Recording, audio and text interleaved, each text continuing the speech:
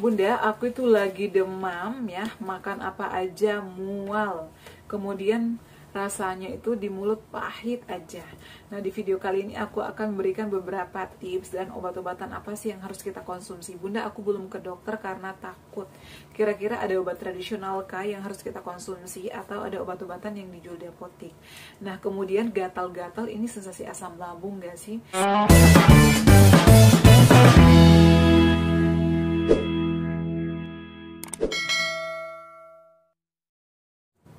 Assalamualaikum warahmatullahi wabarakatuh. Hai semuanya, kembali lagi di channel aku, Adeva dan Bunda.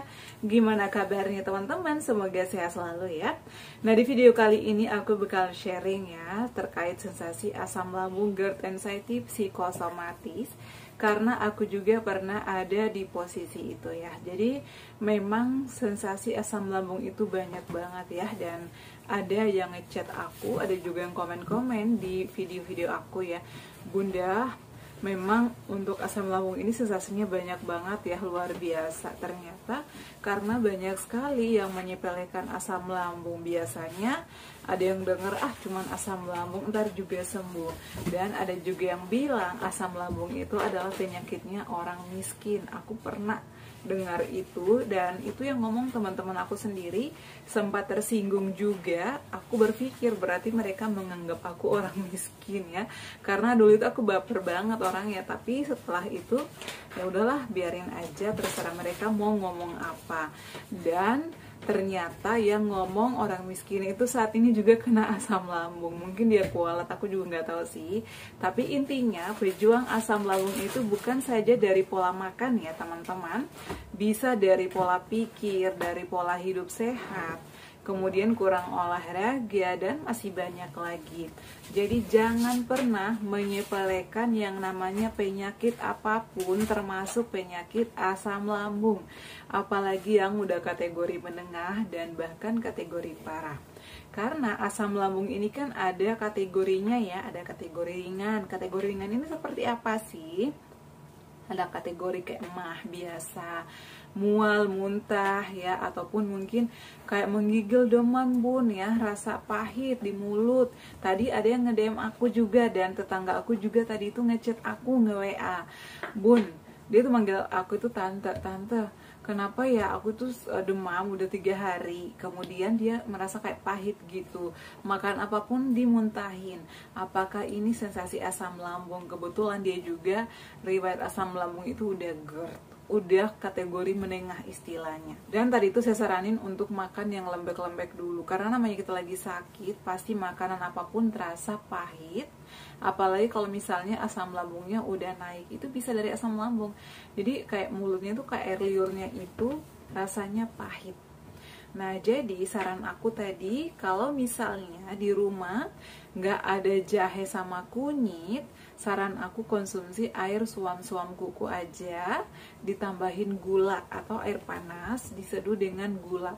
Kalau bisa sih, biasanya aku disaranin pada saat itu konsumsi teh. Teh pahit itu tuh enak, cuman karena kita ada riwayat asam lambung, kalau bisa jangan pakai teh karena itu mengandung kafein. Meskipun kafein teh itu tidak banyak seperti kopi, tapi tetap aja kita harus menghindari. Nah, terus gimana bun kalau kita lagi demam ya? Biasanya juga kan mual, muntah, takutnya kekurangan cairan. Jadi saran aku buat kalian yang lagi demam dan juga kayak ngalamin mual aja, makan apa aja nggak enak, perutnya mual, perutnya perih, dan rasanya itu kayak mulutnya pahit, itu karena juga dari asam lambung. Caranya bisa ambil air panas lalu tambahin gula. Kalau misalnya aku nggak suka bun, rasanya kurang enak, bisa diganti madu, gulanya diganti madu aja.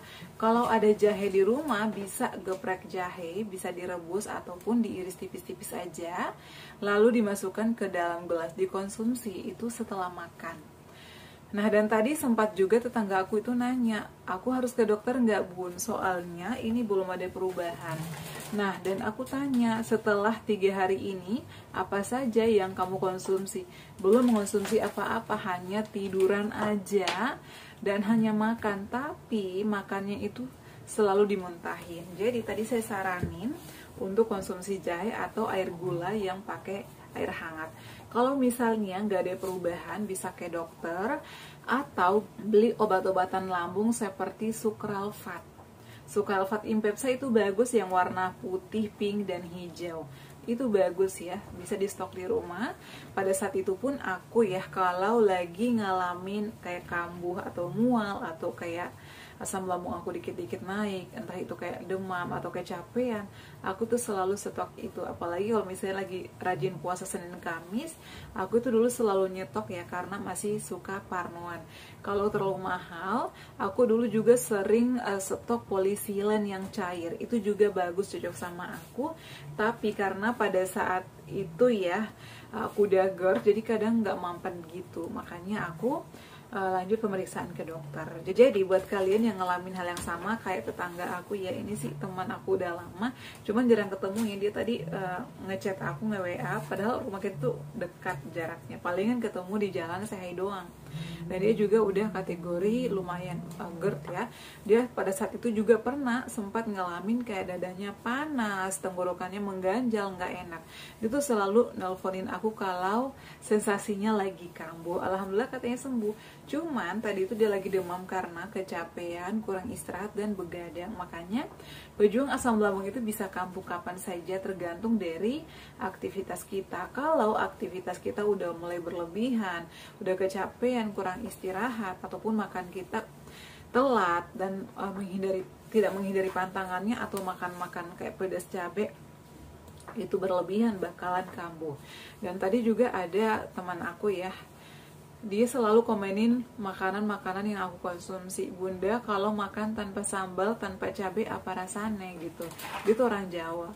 Aku langsung jawab, nggak apa-apa, aku nikmatin aja, dan aku udah terbiasa karena memang dari kecil aku nggak suka pedas, aku nggak suka cabai. Aku tuh makannya emang dari dulu ya hanya kayak nasi putih, ikan, entah itu digoreng atau ditumis pakai tomat, nggak apa-apa.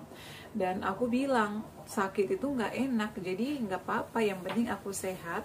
Aku makannya pakai nasi dan rebus-rebusan pun nggak apa-apa, yang penting sensasi itu nggak muncul lagi. Dia jawab betul juga ya, karena memang sakit itu nggak enak. Selain kita yang ngerasain nggak enak, kita juga kadang ngerepotin orang. Apalagi kita seorang ibu tuh nggak boleh sakit, karena kita harus mengerjakan semuanya pekerjaan rumah. Meskipun mungkin ada asisten rumah tangga, ataupun mungkin ada suami, ada saudara, ada anak yang bantu, tetap aja ibu rumah tangga itu adalah kuncinya ya. Ibu rumah tangga itu adalah yang dibutuhkan. Karena apalagi kita punya anak kecil itu nggak mau sama yang lain, maunya sama ibunya. Jadi kita sebagai ibu tuh harus strong. Jadi kalian nggak usah takut, nggak usah khawatir. Aku juga pernah ada di posisi itu. Jadi itu adalah yang sering ngalamin kayak pahit. Bisa kalian coba di rumah. Selain itu juga istirahatnya yang cukup. Kemudian ini juga ada yang ngalamin asam mulut, udah 3 bulan ini kok mulut aku asam terus. Ini kenapa? Itu juga bisa dari sensasi asam lambung. Cara mengatasinya gimana? Hindari dulu makanan pemicu ya. Kenapa sih masih sering asam di mulut? Karena asam lambung itu naik ke mulut, naik ke dada, ke esophagus. Biasanya juga kayak banyak lendir atau banyak tenggorokan yang lendir yang mengganjal di tenggorokan. Cara mengatasinya, pertama hindari goreng-gorengan, hindari micin, hindari gula berlebihan, kafein, soda, kemudian hindari yang pedas. Karena kalau misalnya kalian konsumsi itu asam lambungnya naik, itu nanti bakalan ngalamin lagi sensasi kayak asam. Dan biasanya asam itu bukan saja sebentar ya, kadang ada beberapa hari, bahkan berbulan-bulan itu nggak hilang. Nah kalau kita udah ngalamin kayak sensasi asam gitu, apa yang harus kita lakukan? Nah yang pertama, terapkan pola hidupnya. Kedua, sering-sering konsumsi air putih. Suam-suam kuku bisa dikasih gula atau dikasih jahe. Kemudian pada saat mau tidur malam dan pada saat bangun pagi, kumur-kumur air garam. Ambil air garam ya, ambil air hangat, suam-suam kuku di gelas ataupun di wadah, tambahkan garam setengah sendok aja. Lalu dikumur-kumur ya. Jadi biasanya itu kayak lendir-lendirnya itu kayak keluar semua ya, karena garam itu memang bisa mengeluarkan lendir-lendir, dan itu juga bisa melindungi gigi kita kalau misalnya kan gigi itu gampang keropos. Jadi kalian boleh kumur-kumur itu. Setelah kumur-kumur air garam, lanjut gosok gigi. Setelah gosok gigi, lanjut pakai obat kumur kayak Listerine. Itu bagus. Jadi perhatikan kebersihan mulut dan juga gusi, lidah juga. Pada saat gosok gigi, jangan cuman giginya yang digosok, lidahnya juga diperhatikan kebersihannya. Ya. Selain itu juga pakai Pepsodent yang bagus ya, kayak Pepsodent siwak ataupun odol yang bagus. Dan kalau aku sih pada saat itu pakai Klik pernah yang warna ungu. Kemudian pakai Pepsodent siwak, aku juga pernah pakai Close Up yang warna ungu. Aku juga pakai Ciptaden pernah yang herbal. Jadi kalian boleh sesuaikan dengan yang kalian suka. Karena kalau misalnya kita habis gosok gitu, biasanya kayak berasa itu nggak enak. Ada aja yang mengganjal di tenggorokan. Jadi kumur-kumur air garam. Dan setelah gosok gigi pakai obat kumur kayak Listerine, itu bakalan nyaman ya. Dan kemudian selain itu juga tetap terapkan pola hidupnya, pola makannya, pola pikirnya, jangan sampai telat. Seperti itu ya, kalau yang masih sering ngalamin kayak sensasi asam di mulut ataupun pahit, lakukan hal itu. Nah kemudian selanjutnya aku bakal bahas terkait gatal-gatal. Bunda pernah nggak sih ngalamin gatal-gatal alergi? Aku sering share. Aku itu dulu pernah ke dokter spesialis kulit. Kenapa? Karena aku itu alergi ya di tangan aku nih. Jadi itu kayak agak beda gitu ya antara tangan bagian kanan sama kiri. Karena yang parah itu dulu adalah sebelah kanan. Ini tuh hitam-hitam dan kayak bersisik gitu. Karena gatalnya itu kayak gatal tapi agak perih-perih gitu. Aku tuh kadang garuk, jadi kayak bersisik dan bekasnya itu hitam-hitam. Selain di tangan juga di betis. Jadi aku tuh selalu kadang malu ya kalau ke kantor, kadang aku pakai manset. Karena kalau kelihatan itu kayak malu gitu ya. Dan pada saat itu aku langsung ke dokter spesialis kulit, dibantu sama obat tablet ya, obat minum, dan aku juga dikasih beberapa salep. Kemudian saat itu juga saya dibantu sama salep BL. Jadi kalau misalnya habis mandi, aku semuanya itu balurin dengan salep BL yang merah yang sering aku review. Kalian boleh cek ya, ada sih produknya cuma di bawah, nggak ada yang ambil, suamiku lagi nggak ada di rumah. Asam lambung itu sih sebenarnya nggak ada hubungannya dengan alergi. Tapi pada saat itu aku ngalamin alergi itu saat aku berjuang melawan asam lambung. Biasanya kita karena kena udara dingin ataupun debu itu bisa. Tapi kata dokter sih ya, asam lambung itu nggak ada hubungannya dengan alergi gatal-gatal. Mungkin saja karena secara kebetulan kayak gitu ya, karena aku juga pernah ngalamin pada saat itu. Kalau gusi bengkak ya itu ada hubungannya, karena kata dokter aku asam lambung kita udah naik ke mulut, jadi itu menyebabkan gusi kita kayak merah-merah dan juga gigi kita keropos. Jadi perhatikan kebersihannya. Seperti itu ya. Untuk video kunyit juga dinantikan aja, sudah aku bahas ya. Nah kemudian selanjutnya tentang keliengan. Keliengan ini sering aku bahas ya. Jadi banyak sekali yang bertanya tentang keliengan juga. Bisa dicek di video-video aku. Ada juga video yang ratusan ribu view-nya, karena memang itu aku bahas video itu adalah pada saat aku lagi berjuang ya, lagi benar-benar diuji kesabaran aku pada masa-masa berjuang. Jadi memang sensasinya itu dapat banget pada saat aku bahas video itu yang kurun aku warna merah. Kalian boleh cek ya. Nah kemudian selain itu juga terkait cemilan-cemilan sudah pernah aku bahas juga. Untuk susu, saran aku kalau masih ada kayak sensasi begas, sendawa, dihindari dulu ya. Jadi saran aku yang penting udah nggak ada sensasi di perut ya, udah nyaman lambungnya, itu baru boleh memikirkan gimana nih aku menambah berat badan.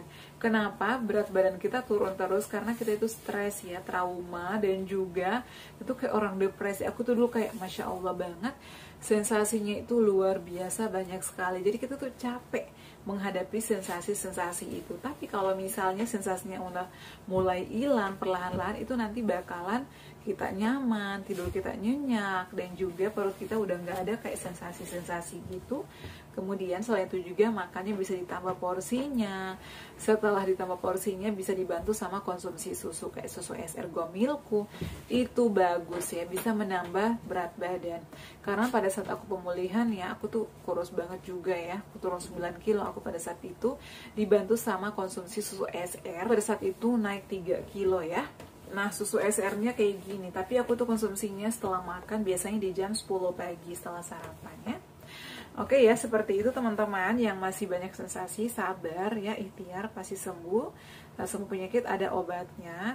Kesembuhan itu ada tergantung manusianya, modifikasi semuanya. Pola hidup, pola makan, dan juga pola pikir. Terapkan olahraga ringan juga secara rutin ya. Oke ya, cukup sekian video kali ini. Terima kasih yang selalu setia nonton video-video aku. Jangan lupa bantu aku subscribe, like, komen, dan share.